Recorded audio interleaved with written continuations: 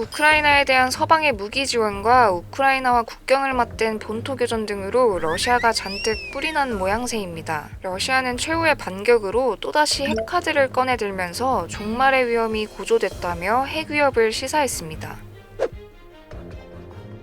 푸틴 최측근 드미트리 메드베데프 러시아 국가안보회의 부의장은 지난 23일 국영 매체인 타스 통신을 통해 우크라이나에 무기가 더 많이 지원될수록 세계는 더욱 위험해질 것이라며 우크라이나 지원 무기의 파괴력이 커진다면 소위 핵 종말이라고 불리는 시나리오가 현실화될 가능성이 높아진다고 위협했습니다. 이날 메드베데프 부의장은 나토는 핵 종말 시나리오에 관해 심각하게 생각하고 있지 않다라며 만약 중대한 사안으로 봤다면 우크라이나 정권에 그렇게 위험한 무기를 공급하지 않았을 것이라고 주장했는데요. 이는 나토 주축인 미국이 최근 우크라이나의 F-16 전투기 조종사 훈련을 지원하겠다는 입장을 밝히자 강력 반발한 것으로 풀이됩니다. 미국은 천문학적인 비용 부담과 확전 가능성을 우려해 그간 전투기 지원 반대 의사를 표명했으나 우크라이나 전쟁이 교착 상태에 빠지면서 전투기 지원 가능성에 무게를 실었는데요. 이와 관련해 제이크 설리번 미 백악관 국가안보보좌관은 우크라이나 전쟁이 장기화할 것이라는 믿음에 따른 결정이라며 이제 우리는 우크라이나의 자위를 위한 장기적인 노력의 일환으로 우크라이나 공군력 향상에 대한 논의로 전환했다고 설명했습니다.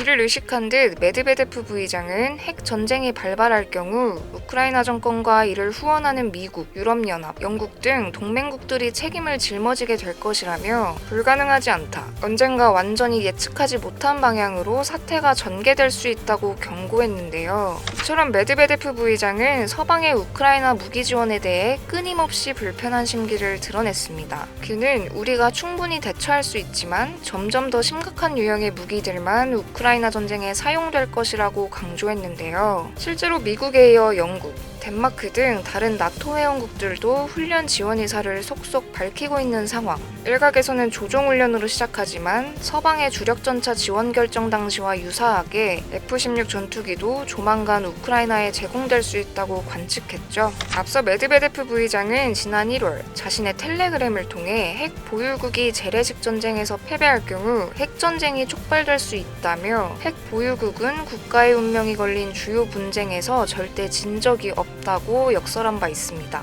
당시 미국은 우크라이나의 스트라이커 장갑차 등 추가 무기 지원 패키지를 발표할 예정이었고 독일은 미국이 동의하는 조건에 따라 탱크를 제공할 계획이었는데요. 스위스에서 개최된 다보스 포럼에 참석한 각국 지도자들 또한 우크라이나에 대한 군사 지원을 강화하기로 결의했고 이에 블라디미르 푸틴 러시아 대통령이 메드베데프 부의장의 입을 빌려 즉각적으로 반응한 셈이죠. 한편 메드베데프 부의장은 전날 우크라이나 국경과 인접한 러시아 서부 벨고로드 지역에서 교전이 발생한 데에 대해서도 분노의 목소리를 높였는데요. 그는 우크라이나 정권의 사보타주 그룹이 자신들과 아무런 관련 없다는 잡설을 늘어놓더라도 이는 명백한 거짓말이라고 비난했습니다. 그러면서 사보타주 가담자들을 쥐새끼처럼 박멸해야 할 쓰레기들이라고 맹폭을 퍼부었는데요. 교전 발생 직후 러시아는 우크라이나군을 배후로 지목했지만 러시아 반체제 단체 러시아 자유군단은 이번 작전이 자신들의 소행임을 주장했습니다.